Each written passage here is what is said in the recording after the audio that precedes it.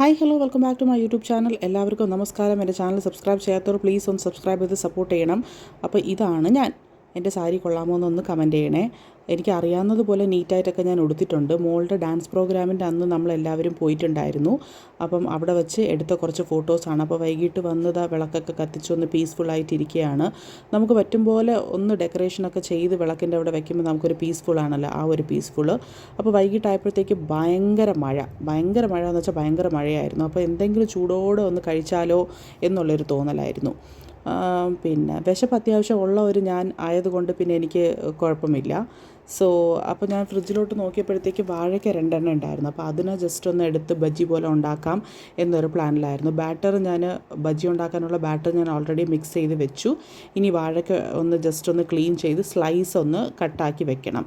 അപ്പോൾ ഈ വാഴയ്ക്ക ബജ്ജി ഉണ്ടാക്കാൻ ഇതൊക്കെ സിമ്പിൾ കാര്യങ്ങളാണ്, എല്ലാവർക്കും അറിയുന്ന ഒരു കാര്യം തന്നെയാണ്. അങ്ങനെ ഞാൻ സ്ലൈസായിട്ട് തന്നെ കട്ട് ചെയ്ത് ഞാൻ വെച്ചു. അത് കട്ട് ചെയ്യുന്ന സമയത്ത് ആ കട്ട് ചെയ്യുന്ന ഒരു ഇതുണ്ടായിരുന്നു എൻ്റെ കയ്യിൽ. അപ്പോൾ അതെവിടെയെന്ന് കണ്ടില്ല. അപ്പോൾ ഞാൻ നൈഫ് കൊണ്ട് തന്നെയാണ് കട്ട് ചെയ്തത്.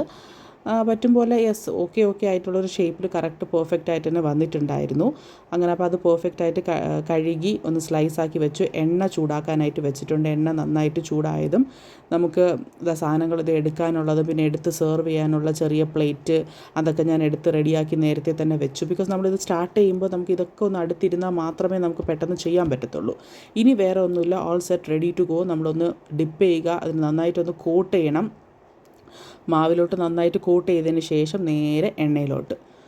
ഓക്കെ, അപ്പോൾ ആ ഒരു പ്രോസസ്സാണ് ഞാൻ ഒന്നൊന്നായിട്ട് ചെയ്തുകൊണ്ടിരിക്കുന്നത്. എണ്ണയിലിട്ടപ്പോഴത്തേക്കും എനിക്ക് സമാധാനമായി. മാവ് പെർഫെക്റ്റാണ്. അപ്പോൾ നന്നായിട്ട് കോട്ടായി വരുന്നുണ്ടായിരുന്നു. ഇല്ലെങ്കിൽ മാവ് ഇങ്ങനെ കളഞ്ഞു പോവും. അപ്പോൾ അങ്ങനെയല്ല, ഇത് പെർഫെക്റ്റായിട്ട് കോട്ട് ചെയ്ത് ബ്യൂട്ടിഫുള്ളായിട്ടുള്ളൊരു വാഴയ്ക്ക ബജി റെഡി ആയിട്ടുണ്ടായിരുന്നു. നല്ല ക്രിസ്പിയും സോഫ്റ്റുമായിട്ടുള്ള, നല്ല ഉപ്പും മുളകും എല്ലാം നല്ല ടേസ്റ്റി ആയിട്ടുള്ളൊരു ഈവനിങ് സമയത്ത് കഴിക്കാൻ പറ്റുന്ന ഒരു സ്നാക്ക് തന്നെയാണ്. ഹെൽത്തി ആണോ എന്ന് ചോദിച്ചാൽ ഒരിക്കലും അല്ല കേട്ടോ. ബിക്കോസ് ഓയിലി ഫുഡ് ആയതുകൊണ്ട് ഹെൽത്തി അല്ല. But once in a while it's okay. എപ്പോഴെങ്കിലും അങ്ങനെ ഉണ്ടാക്കാറുണ്ട്. ഇത് നല്ല മഴയുള്ളൊരു ദിവസമായിരുന്നു. അപ്പോൾ അതുകൊണ്ടാണ് ഞാൻ 2 എണ്ണം എടുത്ത് നമുക്ക് എല്ലാവർക്കും കൂടെ ഉണ്ടാക്കി കഴിച്ചു. അങ്ങനെ വാഴയ്ക്ക ബജി ഉണ്ടാക്കുന്നതിൻ്റെ ഒപ്പം തന്നെ ഞാൻ കോഫി ഉണ്ടാക്കിക്കൊണ്ടിരിക്കുകയായിരുന്നു.